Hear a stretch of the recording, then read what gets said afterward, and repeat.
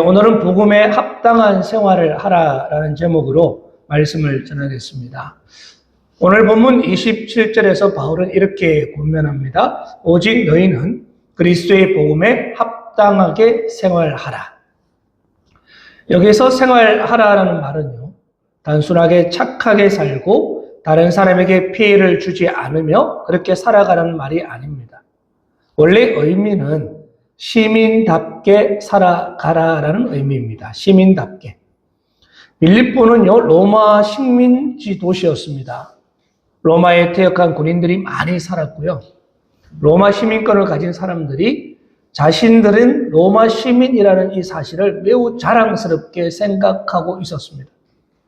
그들은 로마에서 멀리 떨어져 살고 있었지만 로마의 법을 따라 살고 있었고 로마의 문화를 그대로 지켰습니다.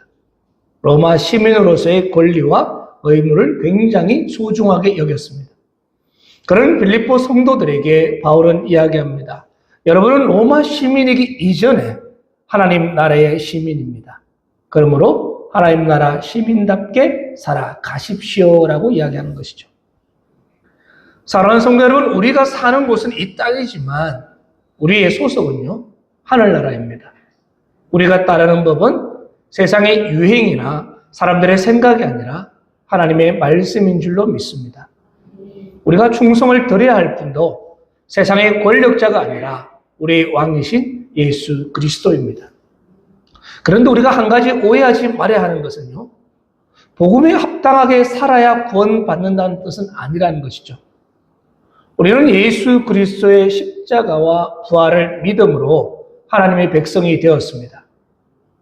우리가 죄인 되었을 때에 예수님께서 우리를 위하여 죽으셨고 아무런 공로 없는 우리를 은혜로 구원하셨습니다. 그렇기에 복음에 합당하게 살아간다는 것은 구원을 얻기 위한 조건이 아니라 이미 받은 구원의 은혜에 대한 응답인 줄로 믿습니다. 우리가 좋은 나무가 있습니다. 좋은 나무가 있기 때문에 좋은 열매가 맺히는 거예요. 좋은 열매를 억지로 달아서 좋은 나무가 되는 것은 아니지 않습니까? 마찬가지로 우리는 착하게 살아서 구원받는 것이 아니라 구원받은 하나님의 자녀이기 때문에 변화된 삶의 열매를 맺는 것입니다. 그렇다면 복음에 합당한 시민의 삶은 어떤 모습일까요? 하늘나라 시민은 어떻게 살아가야 하는 것일까요? 먼저 복음의 진리 위에 굳게 서야 합니다.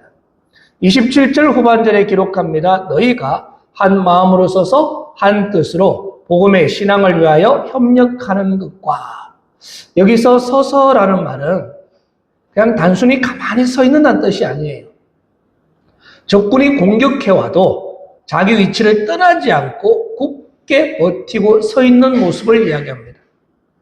전쟁터에서 한 병사가 만약에 전쟁의 두려움 때문에 자기 자리를 떠나버린다면 그 틈을 통해서 적군이 몰려 들어올 것입니다. 그런데 이 한 사람이 그 자리를 지키는 것은 자기 자신을 지키는 것뿐만 아니라 동료들을 지키고 전체 진영을 지키는 일이라는 것이죠. 우리도 복음의 진리가 도전을 받을 때 자기 자리를 지켜야 합니다. 세상의 분위기와 사람들의 말에 따라서 진리를 바꾸지 말고요, 하나님 말씀 앞에 굳게 서는 것입니다. 오늘날에도 복음은 여러 가지 도전을 받고 있지 않습니까? 사람들은 이야기합니다. 야, 예수님만이 구원의 길이라는 것은 너무 독선적인 주장이 아니냐고 이야기합니다. 성경 말씀을 오늘 시대에도 그대로 믿어야 하느냐고 묻습니다. 믿음을 지킨다고 손해를 보면서까지 그렇게 정직하게 살아야 할까? 그것은 어리석은 일이라고 이야기합니다. 다른 사람들도 다 그렇게 사는데 왜 나만 다르게 살아야 합니까? 라고 이야기한다는 거예요. 이런 질문이 있게 되면 사람들이 흔들릴 수 있습니다. 그러나 복음의 복음은요, 시대에 따라서 유행하는 것이 아닙니다. 예수 그리스도께서 우리의 죄를 위하여 십자가에 죽으시고 다시 살아나셨다는 복음은 영원한 하나님의 진리인 줄로 믿습니다. 세상의 생각은요, 계속 바뀌게 됩니다. 한 시대가 옳다고 생각했던 것도 다음 시대에 가면은 잘못된 것으로 평가되기도 한다는 거예요. 그러나 변하지 않는 것은 하나님의 말씀입니다. 하나님의 말씀은 변하지가 않습니다. 풀은 마르고 꽃은 시들지만 우리 하나님의 말씀은 영원히 서 있는 줄로 믿습니다. 물론 복음을 지킨다는 것이 사람들과 막 거칠게 다투라는 그런 말은 아닙니다. 복음을 수호한다는 이유로요, 화를 내고 상대방을 무시하고 모욕적인 말을 해서는 안 된다는 거예요. 우리가 바닷가에 가면 등대가 있습니다. 근데 등대가 있는데 등대는요, 폭풍이 몰아쳐도 등대가 바다를 향해서 소리를 지르지 않습니다. 파도와 싸우려고 바다로 뛰어들지도 않습니다. 그냥 자기 자리에서 빛을 발하는 거예요. 그러면 그 빛으로 인해서 배들이 길을 찾게 되는 것이죠. 우리도 세상과 감정적인 싸움을 하는 것이 아니라 진리의 빛을 발하는 사람이 되어야 될 줄로 믿습니다. 사랑한다는 이유로 진리를 포기해서도 안 되고요, 진리를 지킨다는 이유로 사랑을 포기해서도 안 됩니다. 우리는 사랑으로 진리를 말하고 진리 안에서 사랑해야 한다는 것이죠. 가정에서도 마찬가지입니다. 자녀들이 세상의 가치관에 영향을 받을 때 무조건 화를 내기보다는요, 하나님의 말씀을 사랑으로 가르칠 수 있어야 하고요, 직장에서도 모두 편법을 따를 때 그리스도인은 정직을 지키는 것입니다. 장사를 하면서 다른 사람이 보지 않는다고 속이는 것이 아니라 손해를 보더라도 양심과 믿음을 지키는 것이 복음에 합당한 삶인 줄로 믿습니다. 두 번째는 한 마음으로 복음을 위해서 협력해야 합니다. 바울은 복음의 신앙을 위해서 협력하라라고 이야기했습니다. 여기서 협력한다는 말은 운동선수들이 한 팀이 되어 함께 경기한다는 그런 의미가 담겨 있습니다. 신앙생활은요, 혼자 하는 것이 아닙니다. 교회는 각자가 자기 능력을 자랑하며 경쟁하는 곳이 아니라는 거예요. 복음을 위해서 한 팀이 되어서 함께 달려가는 것입니다. 한 소년이 들판에서 연을 날립니다. 그러면 소년은 이렇게 이야기하겠죠. 내가 연을 날리고 있다라고 이야기합니다. 그러면은 바람도 불면서 이야기합니다. 내가 연을 날리고 있다라고 이야기할 수 있어요. 또 연을 붙들고 있는 실이 야, 내가 연을 날리고 있어 라고 이야기할 수도 있습니다. 연의 균형을 잡아주고 있는 꼬리 부분도 내가 연을 날리고 있어 라고 말할 수 있다는 거예요. 그러나 어느 하나만으로는 결코 연을 날릴 수가 없습니다. 소년과 바람과 실과 그리고 이 연의 꼬리가 하나가 되었을 때 연이 하늘 높이 날아오르는 것이죠. 이것처럼 교회도 마찬가지입니다. 목회자 한 사람으로 인해서 교회가 세워지는 것이 아닙니다. 아니면 장로님이나 권사님, 집사님, 아니면 또 교사나 찬양대 주방에서 봉사하는 사람, 또 차량으로 섬기는 성도, 이름 없이 기도하는 성도들, 이들이 다 함께 할 때 교회가 바로 든든히 세워지는 것입니다. 어떤 성도는 앞에 서서 섬기고요, 또 어떤 성도는 보이지 않는 곳에서 섬기는 것입니다. 또 어떤 성도는 말을 잘하고 어떤 사람은 조용히 다른 사람의 필요를 채워주는 거예요. 역할은 다르지만 모두가 소중하다는 것이죠. 우리 조정 경기를 아십니까? 조정 경기 배를 막 타고 가는 경기를 보면요, 여러 사람이 한 배에 앉아서 노를 젓지 않습니까? 힘이 센 사람이 자기가 힘이 좀 더 세다고 마음대로 노를 젓게 된다면 배가 빨리 갈 수 있을까요? 아무리 힘이 좋아도 서로 호흡을 맞춰서 박자에 맞춰서 배를 저어 가야 됩니다. 그랬을 때 배가 흔들리지 않고 빨리 갈 수 있다는 거예요. 모든 사람이 같은 방향을 바라보고 같은 박자로 노를 저었을 때 배가 가장 빨리 갈 수 있습니다. 교회도 각자 자기 힘과 열심을 자랑해서는 안 된다는 거예요. 모두가 예수 그리스도를 바라보고 성령의 인도하심에 맞추어서 함께 나아갈 때 교회가 바로 나아갈 수 있고 바로 설 수가 있습니다. 우리의 은사와 역할은 다 다릅니다. 하지만 우리 목표는 하나입니다. 예수 그리스도를 높이고 영혼을 구원하며 복음을 전하는 것입니다. 그런데 사탄은요, 교회가 복음을 전하지 못하도록 먼저 성도들 사이를 갈라놓는다는 거예요. 서로 말을 오해하게 만들고요, 서로 다른 사람과 자신을 비교하게 만들고 자꾸 섭섭한 마음을 품게 만듭니다. 일을 하면서 왜 내 수고는 알아주지 않는가 생각하게 만들고, 왜 저 사람의 의견만 받아들이는가라고 생각하게 만들고요, 나는 이렇게 뭔가를 많이 했는데 저 사람은 무엇 했는가라고 생각한다는 거예요. 이런 생각이 계속 쌓이게 되면은 결국 적군을 향해서 쏘아야 될 활을 자기 편에게 쏘게 되는 것입니다. 성도들이 서로 싸우기 시작하면요, 복음의 능력은 가려집니다. 교회 안에서 서로를 공격하기 시작하면은 세상을 향해 하나님의 사랑을 말할 수가 없다는 거예요. 우리가 어항에 물고기 2마리를 키우게 되면은 어항 속에서 물고기가 서로 싸울 때가 있습니다. 싸우는 물고기가 서로 싸우다 보면은 강한 물고기가 다른 약한 물고기를 죽였다라고 한번 생각해 보시기 바랍니다. 그렇게 보면은 살아남은 물고기가 이긴 것처럼 보이지만 결국 죽은 물고기가 물을 오염시키면서 살아남은 물고기도 결국 죽게 되는 거예요. 공동체 안에서 내가 상대방을 무너뜨리면은 나는 온전하다고 생각하지만 그렇지 않습니다. 내가 이긴 것처럼 보여도 교회가 상처를 입게 되면은 결국 모두가 같이 아파하게 되고요, 모두가 같이 패배하게 되는 것입니다. 우리가 불 속에 숯이 있습니다. 숯을 우리가 피울 때 많이 겨울에 피우지 않습니까?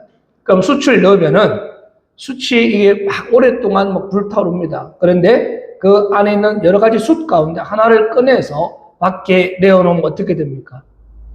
숯이 같이 모였을 때처럼 계속 불타오릅니까? 아니에요. 금방 얼마 지나지 않아서 열을 잃어버리고 숯은 식어버립니다. 신앙도 마찬가지예요. 나는 혼자서도 믿음을 잘 지킬 수 있다고 생각하겠지만 성도들과 교제하고 기도와 말씀의 공동체를 떠나게 되면 우리의 믿음은 쉽게 식어버린다는 것이죠. 그래서 하나님은 우리를 혼자 구원하지 않으시고 교회의 공동체로 우리를 불러주셨다는 것입니다. 서로 격려하게 하고 서로 붙들게 하고 서로 함께 울고 웃으면서 기뻐하도록 하셨다는 거예요. 믿으십니까? 그럼 세 번째는요, 대적을 두려워하지 말고 고난도 믿음으로 받아야 합니다. 28절의 같이 한번 읽어보겠습니다. 28절 시작. 무슨 일에든지 대적하는 자들 때문에 아멘. 복음에 합당하게 살아가다 보면은 어려움을 만날 때가 있습니다. 정직하게 살다가 손해볼 수도 있고요. 믿음을 지키다가 사람들에게 오해를 받을 수도 있고요. 예수를 믿는다는 이유로 서로의 관계가 불편해지기도 합니다. 그러나 바울은 대적하는 자들 때문에 두려워하지 말라라고 이야기합니다. 이스라엘 백성들이 가나안 땅을 정탐했을 때 10명의 정탐꾼은 그 땅 가나안을 보고 어떻게 이야기했습니까? 자기들이 메뚜기처럼 여겨졌습니다. 그러나 그 가운데 함께 갔던 여호수아와 갈렙은 달랐습니다. 그들도 동일하게 똑같은 거인을 보았습니다. 똑같이 높은 성벽을 보았습니다. 그 땅 거민들을 다 보았습니다. 그러나 그들은 그 거인보다 크신 하나님을 바라보았던 것입니다. 10명의 정탐꾼에게는 거인이 너무 크게 보였고 그 성이 너무나 강력하게 보였습니다.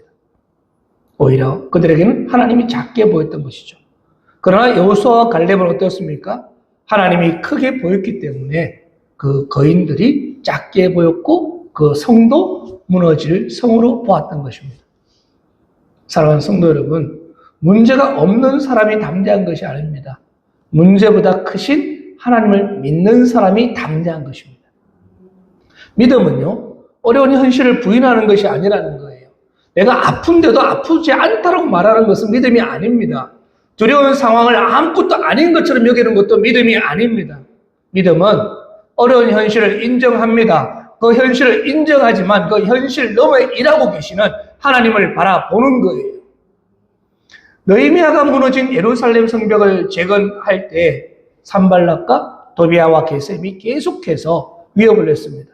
반역을 꾀한다라고 소문을 퍼뜨렸고 느헤미야를 두렵게 하고 공사를 중단시키려고 했습니다.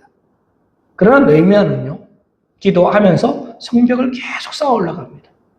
한 손으로는 일을 하고 다른 한 손에는 무기를 잡았습니다. 위협이 없어진 다음에 일한 것이 아니라 위협이 있는 중에서도 하나님을 의지하면서 사명을 감당했다는 것이죠. 우리도 모든 어려움이 사라져야 하나님이 일을 할 수 있는 것이 아닙니다. 내가 형편이 좋아지면, 내 건강이 완전히 회복이 되면, 나의 경제적인 문제가 해결되면은 그렇게 충성할 수 있는 것이 아니라는 거예요. 나에게 어려움이 있다 하더라도 그 맡겨진 자리에서 충성을 다하고 지키는 것이 믿음인 줄 믿습니다. 29절에 기록합니다. 그리스도를 위하여 너희에게 은혜를 주신 것은 다만 그를 믿을 뿐 아니라 또한 그를 위하여 고난도 받게 하려 하심이라. 바울은 그리스도를 믿는 것도 은혜이고 그리스도를 위하여 고난받는 것도 은혜다라고 이야기하고 있습니다. 우리는 믿음은 선물이라고 쉽게 말하지만 고난도 선물이라고 받아들이기는 어렵지 않습니까? 고난이 오면은 하나님께서 나를 사랑하시지 않는 것이 아닌가 그렇게 생각합니다. 그러나 바울은요, 그리스도를 위해서 받는 고난도 하나님께서 허락하신 은혜다라고 이야기하는 거예요. 물론 고난 자체가 좋다는 말은 아니에요. 아픔과 억울함은 눈물이 있고 그 자체만으로도 마음이 아픕니다. 게다가 모든 고난은요, 보면은 믿음 때문에 생긴 것도 아닙니다. 우리의 잘못과 어리석음 때문에 고난을 겪기도 한다는 것이죠. 그러나 그리스도를 따르다가 당하는 고난, 말씀에 순종하다 받는 손해, 복음을 전하다 겪는 어려움은요, 확실하지만 결코 헛된 것이 아닙니다. 고난 속에서도 우리는 주님을 더 깊이 알게 되고요. 고난은 우리의 교만을 끄게 하고 기도하게 만든다는 거예요. 세상을 의지하지 않게 하시고 하나님만 붙들게 합니다. 우리 믿음이 진실인지 돌아보게 하시고요. 다른 사람을 위로할 수 있는 사람으로 만들어주는 것입니다. 사랑하는 성도 여러분, 진주가 만들어지는 과정 아시죠? 우리 진주를 우리 보석으로 여기면서 많은 분들이 귀하게 여깁니다. 조개 안에 작은 이물질이 들어오게 되면은 조개는요, 고통을 받습니다. 그런데 조개는 자기가 받는 이 상처를 감싸기 위해서 계속해서 진주충이라는 것을 만들어내요. 진주충을 만들어내는데 이것이 오랜 시간이 지나게 되면은 지금 고통을 주었던 이물질이 뭉쳐서 아름다운 진주가 되는 거예요. 그렇습니다. 우리의 고난도 하나님 손에 붙들리게 되면요, 헛되지 않습니다. 오늘 흘리는 눈물이 내일 다른 사람을 위로하게 되는 은혜가 될 수 있고요. 내가 지나온 이 아픔이 상처 입은 사람의 손을 잡아줄 수 있는 선한 도구가 될 수 있다는 거예요. 바울은 빌립보에서 복음을 전하다가 매를 맞고 감옥에 갇혔습니다. 발에는 착고가 채워졌고 몸에는 상처가 났습니다. 그러나 바울과 실라는요, 감옥에서 불평하지 않고 기도하고 찬양을 드립니다. 근데 그 모습을 통해서 감옥의 죄수들이 복음을 듣게 되고 간수와 그의 가족이 예수님을 믿게 되었습니다. 감옥이 복음의 문을 막은 것이 아니라 오히려 복음의 문을 열어버렸다는 거예요. 바울은요, 발이 묶여 있었지만 복음은 묶이지가 않았습니다. 사랑하는 성도 여러분, 우리에게 어려움이 있다고 해서 하나님이 우리를 버리신 것은 아니라는 것입니다. 고난 속에서도 하나님은 일하고 계시고 우리를 붙들고 계신 줄 믿습니다. 그렇게 고난을 만났을 때 하나님 왜 나에게 이런 일이 생겼습니까? 이렇게 묻지 마시고 우리는 이렇게 기도하기를 원합니다. 주님, 이 일을 통해서 제가 무엇을 배우기를 원하십니까? 주님, 이 자리에서 내가 어떻게 믿음을 지키기를 원하십니까? 주님, 이 고난을 통해서 어떻게 그리스도를 드러내기를 원하십니까? 고난은요, 피하는 것만이 응답이 아닙니다. 고난 가운데 믿음을 지키는 것도 하나님의 응답인 줄 믿습니다. 네 번째는요, 겸손으로 서로를 돌보는 거예요. 2장 1절은 바울은 성도들이 이미 받은 은혜를 네 가지로 이야기하고 있습니다. 우리 같이 한번 읽어보겠습니다. 시작. 그러므로 그리스도 안에 무슨 권면이나 교제나 긍휼이나 자비가 있거든. 바울은 가정하여 말하는 것처럼 보입니다. 하지만 실제로는 성도들이 이미 경험한 은혜를 말하고 있습니다. 우리는 그리스도 안에서 위로를 받았습니다. 하나님의 사랑을 받았습니다. 성령 안에서 교제하는 은혜를 받았습니다. 하나님의 긍휼과 자비를 받았습니다. 그러므로 우리가 받은 그대로 다른 사람을 대하라는 거예요. 주님께 위로를 받았으니까 다른 사람을 위로하고, 주님께 용서를 받았으니 다른 사람을 용서하고, 주님께 긍휼을 받았으니 다른 사람을 긍휼히 여기라는 거예요. 우리는 다른 사람에게 받은 대로만 반응하려고 해요. 저 사람이 나에게 친절하면 나도 친절하게 대하겠다. 저 사람이 나에게 먼저 사과하면 나도 마음을 열겠다. 저 사람이 나를 존중하면 나도 존중하겠다라고 이야기합니다. 그러나 복음은요, 다른 사람이 나에게 행한 대로 대하는 것이 아니라 복음은 예수님이 나에게 해주신 대로 내가 다른 사람에게 대하는 것입니다. 사랑하는 성도 여러분, 우리가 아직 죄인 되었을 때에 주님께서 우리를 먼저 사랑하셨습니다. 우리가 먼저 주님을 찾은 것도 아닙니다. 주님께서 우리를 먼저 찾아오셨습니다. 그리고 주님은 우리가 용서를 구하기 전에 십자가에서 우리에게 용서의 길을 열어주셨습니다. 그러므로 성도님들, 상대방이 먼저 손 내밀기를 기다리는 것이 아니라 내가 받은 은혜를 기억하면서 먼저 손을 내미시는 것입니다. 먼저 용서하시고, 먼저 섬기시고, 먼저 베푸는 것입니다. 2절에 바울은 말합니다. 마음을 같이하여 같은 사랑을 가지고 뜻을 합하여 한 마음을 품어. 하나가 된다는 것은 모든 사람이 똑같은 생각을 가져야 한다는 뜻이 아닙니다. 교회는요, 보면 나이도 다 다르지 않습니까? 서로 보시면 나이도 다르고 성격도 다르고 살아가는 환경과 배경이 다 다릅니다.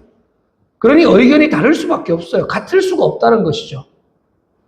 그러나 모든 것은 다를 수 있지만 우리의 중심이 같아야 되는 거예요. 예수 그리스도를 높이고 교회를 세우고 복음을 전한다는 그 중심 생각은 같아야 한다는 것입니다. 우리가 오케스트라를 보면 여러 악기가 있습니다. 바이올린이 있고 첼로가 있고 플룻, 트럼펫, 비올라 뭐 여러 가지 악기들이 있지 않습니까? 각자의 악기들이 다 소리를 냅니다. 근데 만약 모든 악기가 똑같은 소리만 낸다면은 뭐 악기 자체로도 아름다운 소리지만 어떻게 더 풍성하고 아름다운 소리를 낼 수 있겠습니까? 악기들은 서로 다른 소리를 내지만 한 명의 지휘자를 바라보고 같은 악보를 따라서 연주를 합니다. 그래서 아름다운 화음을 만들어내는 거예요. 교회도 그렇지 않습니까? 우리가 다 똑같아져서 하나가 되는 것이 아닙니다. 모두 예수 그리스도를 바라보고 하나님 말씀을 따라갈 때 우리가 하나가 되는 것입니다. 서로 의견이 다른 것이 있다고 해서 반드시 분열해야 하는 것은 아니라는 것이죠. 중요한 것은 내 의견을 이루는 것이 아니라 주님의 뜻을 이루는 것입니다. 사랑하는 성도님, 내가 옳은가만 묻지 마시고 무엇이 교회를 세우는가를 묻는 거예요. 내 의견이 받아들여졌는가를 생각하는 것이 아니라 정말 예수님이 높임을 받고 있는가를 생각하는 것입니다. 그리고 하나가 되기 위해서는 우리에게 겸손이 필요합니다. 3절에 기록하죠. 아무 일에든지 다툼이나 형으로 하지 말고 오직 겸손한 마음으로 각각 자기보다 남을 낮게 여기고.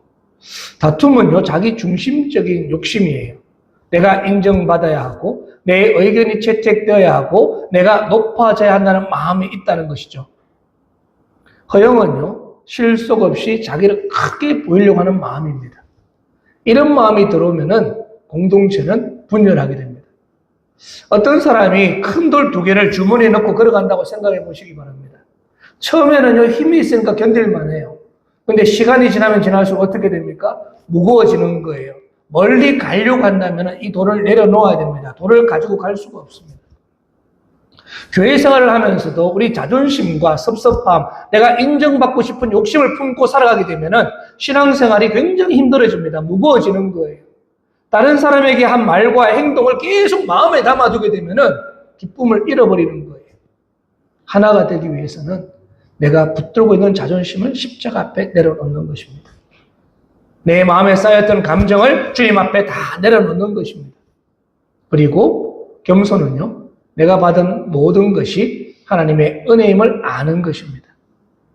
그리고 다른 사람도 예수님께서 피 흘려 사랑하신 소중한 사람이라는 것을 알고 존중하는 거예요.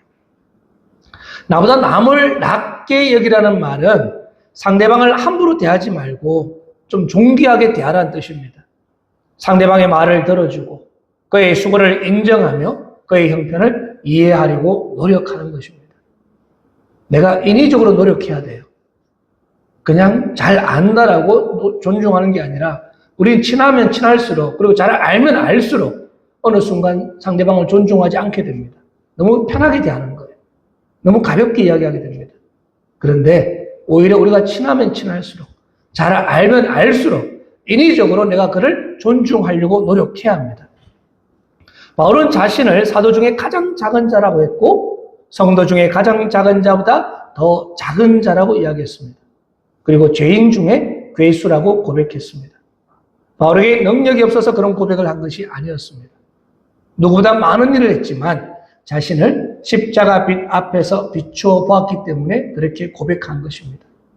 사람들과 비교하면요, 내가 더 나아 보일 수 있어요. 내가 더 뛰어나 보일 수 있고, 내가 더 잘하는 것처럼 보일 수 있습니다. 그러나 거룩하신 예수님 앞에 서게 되면 우리는 자랑할 것이 없습니다. 모든 것이 은혜라는 것이죠. 4절을 기록합니다. 각각 자기 일을 돌볼 뿐더러 또한 각각 다른 사람들의 일을 돌보아 나의 기쁨을 충만하게 하라. 사랑하는 성도 여러분, 신앙은요, 자기 일만 잘하는 것이 아닙니다. 다른 사람의 형편도 돌아보아야 합니다. 누군가 아파할 때 함께 아파하고, 누군가 어려움을 당할 때 손을 내밀고, 누군가 믿음이 약해졌을 때 붙들어주면서 함께 기도하는 것이 복음인 줄로 믿습니다. 어느 겨울날 한 사람이 길을 가다가 얼어붙은 길 위에서 넘어진 노인을 보았습니다. 여러 사람들이 지나갔지만 다 바쁘다는 이유로 그냥 지나갑니다. 그런데 한 사람이 걸음을 멈추고 노인을 이렇게 세우고 집에까지 데려다 주었습니다. 그 사람에겐 특별한 능력이 있었던 것은 아닙니다. 다만 다른 사람의 아픔을 자기 일처럼 바라보는 마음이 있었던 것이죠.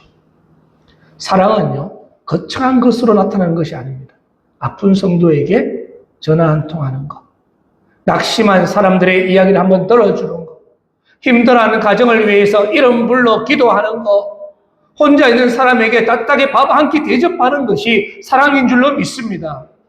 교회는요, 사랑을 말하는 것을 넘어서 실제적으로 사랑을 보여주는 공동체가 되어야 되는 거예요. 말로만 사랑한다고 이야기하는 것이 아니라 우리가 실제적으로 그렇게 행동해야 한다는 것이죠. 그런데 그럼 우리가 어떻게 하면 이렇게 사랑할 수 있을까요? 우리가 결심하는 것으로 할 수 있을까요? 그렇지 않습니다. 바울은 곧 이어 5절부터 이야기합니다. 예수 그리스도를 바라보라고 이야기합니다. 예수님은 하나님의 아들이시지만 자신을 비우셨습니다. 종의 형체를 가지시고 자신을 낮추시고 십자가에 죽기까지 복종하셨습니다. 만약 예수님께서 나는 하나님의 아들이니까 너희가 나를 섬겨라 라고 이야기했다면 우리에게는 소망이 없었을 거예요. 그러나 예수님은 섬김을 받으려 함이 아니라 도리어 섬기려 하고 자기 목숨을 많은 사람들에게 대속물로 주기 위해서 이 땅에 오셨던 것이죠. 그러므로 겸손은 단순한 성격이나 예의가 아니라 십자가의 복음을 받은 사람에게 나타나는 삶의 모습인 줄로 믿습니다. 예수님께서 나를 위해 자신을 내어주셨다는 사실을 깊이 깨달을수록 나도 다른 사람을 섬길 수가 있고요. 내가 얼마나 큰 용서를 받은지 알면 알수록 내가 다른 사람을 용서할 수가 있고요. 내가 얼마나 큰 사랑을 받았는지 알면 알수록 나도 다른 사람을 사랑할 수가 있습니다. 믿으십니까? 말씀을 정리합니다. 사랑하는 성도 여러분, 복음에 합당하게 산다는 것은 무엇입니까? 복음의 진리 위에 굳게 서는 것입니다. 한 마음으로 복음을 위해서 협력하는 것입니다. 어려움과 고난 앞에서도 두려워하지 않는 것입니다. 다툼과 허영을 버리고 겸손하게 다른 사람을 존중하는 것입니다. 사랑하는 성도 여러분, 우리는 하늘나라 시민입니다. 우리의 말과 행동, 우리가 또 가정과 직장, 교회에서의 생활을 통해서 우리가 어느 나라 사람인지 그 소속이 드러나야 하는 것이죠. 외국에서 한국 사람들을 요즘에 너무나 쉽게 안다고 이야기해요. 한국 사람만의 특유한 그 행동 패턴이 있대요. 줄을 서는 것부터 해서 또 옷을 입는 것, 말하는 어투, 그 자체가 말하지 않아도 보면은 저 사람 한국 사람이다라고 안다는 거예요. 그것이 풍긴다는 것이죠. 우리 삶 가운데서 세상 사람들이 우리를 볼 때, 저 사람이 그리스도인이구나. 저 사람이 예수님 믿는 사람이구나. 그런 삶의 모습이 그리스도의 향기가 풍기길 원합니다. 세상 사람은요, 우리가 교회를 보는 것만을 보는 것이 아닙니다. 우리가 서로를 어떻게 대하는지를 본다는 거예요. 우리가 어떤 삶을 사는지를 보고 있습니다. 우리가 서로 사랑하고 용서하고 섬기고 하나가 될 때 세상은 우리 안에 살아계신 예수 그리스도를 보게 될 줄로 믿습니다. 오늘 우리 자신을 돌아보았으면 좋겠습니다. 나는 복음의 진리 위에 굳게 서 있습니까? 나는 다른 성도들과 함께 복음을 위해서 협력하고 있습니까? 나는 어려움 속에서도 하나님을 신뢰하고 있습니까? 나는 다툼과 허영을 버리고 다른 사람을 존중하고 있습니까? 나는 나의 일뿐 아니라 다른 사람의 형편을 돌아보고 있습니까? 사랑하는 성도 여러분, 우리 힘만으로는 할 수가 없습니다. 그래서 우리는 날마다 십자가 앞에 서는 것입니다. 십자가 아에서 자기 자신을 내어주신 예수 그리스도를 바라보고 성령의 도우심을 구하는 것입니다. 우리가 기억하시기 바랍니다. 주님께서 우리를 먼저 사랑하셨습니다. 주님께서 우리를 먼저 용서해 주셨습니다. 주님께서 우리를 먼저 섬겨주셨습니다. 주님께서 자신을 먼저 내어주셨습니다. 이 복음의 은혜를 깊이 깨달을 때 우리도 복음에 합당하게 살아갈 수 있을 줄로 믿습니다. 사랑하는 성도 여러분, 우리 모두 복음 앞에서 굳게 서시고 한마음으로 협력하시고 고난 속에서도 담대하고 겸손과 사랑으로 서로를 섬기는 하늘나라 시민들이 되시기를 주님의 이름으로 축원합니다. 아멘. 기도드리겠습니다.